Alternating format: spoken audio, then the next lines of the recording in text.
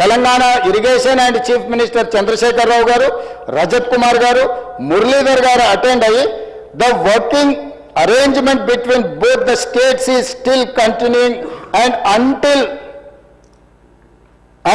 unless water sharing is finalized by tribunal under section 3.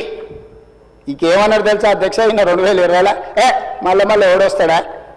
KDWT 2 Brijesh Kumar tribunal రెండోసారి నీటి పంపకాల పంచాయతీ పెంచే వరకు ఇక మళ్ళీ వచ్చి నన్ను విసిగేయకండి, నన్ను అడగకండి, నన్ను డిస్టర్బ్ చేయకండి, 299 మాకు చాలు, 512 నువ్వు తీసుకపో, ఆ పంచాయతీ తెగినప్పుడు తెగినాడు చూసుకున్నాం కానీ 2020 నాడు పక్కాగా అప్పటి వరకు సమాధి చేసాడు.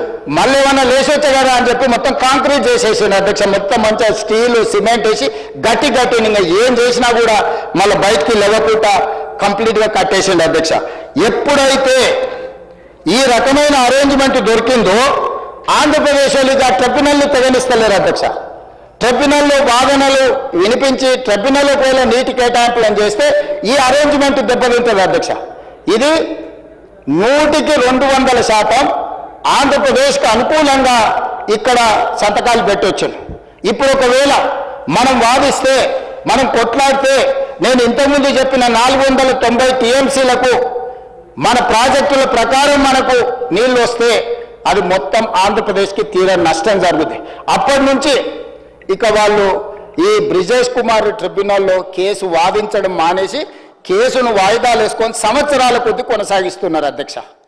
నేను ఈరోజు అడుగుతున్నా అధ్యక్ష, ఈ అరేంజ్మెంట్ ఏదైతే లాస్ట్ 2020లో the working arrangement between both the states is still continuing and until and unless water sharing is finalized by tribunal under section 3 ప్రకారం తెగేంత వరకు ఇది మేము శాశ్వతంగా రాసిస్తున్నాము అన్న తర్వాత ఏ రాష్ట్రమైనా బంగారం లాంటి అవకాశాన్ని వదులుకుంటుందా అధ్యక్ష?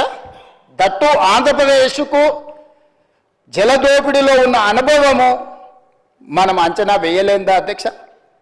నేను నీళ్ళ కోసం కొట్లాడినా, నేను నీళ్ళ కోసమే తెలంగాణ రాష్ట్రాన్ని తెచ్చినా అన్న చంద్రశేఖరరావు గారికి వాళ్ళకు వీళ్ళకి తెలిసినా తెలియకపోయినా, అధికారులకు ఒకవేళ అవగాహన ఉన్నా లేకపోయినా, అధికారులు ఈ ప్రాంతం వాళ్ళు అయినా కాకపోయినా, ఈ ప్రాంతం కోసమే, ఈ ప్రజల కోసమే, ఈ నీళ్ళ కోసమే, ఈ రాష్ట్రం అభివృద్ధి కోసమే ఈరోజు ప్రాణాలు ఇవ్వడానికి సిద్ధమైన చంద్రశేఖరరావు గారు ప్రాణ ప్రధాని అయిన కృష్ణానది జలాలను ఆంధ్రప్రదేశ్కి ఎట్లా తాకట్టు పెట్టింది అధ్యక్ష?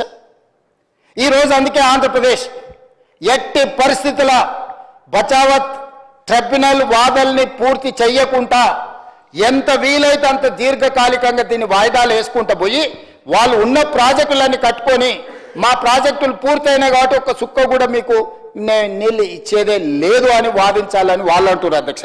అధ్యక్ష, మేం బాధ్యత తీసుకున్న తర్వాత 2 విషయాలలో స్పష్టంగా ఉత్తమ్ కుమార్ రెడ్డి గారు, నేను అధికారులను న్యాయవాదులను కూర్చోబెట్టి అంతర్జాతీయ జల విధానం ఏందని మేము కనుక్కున్నాం.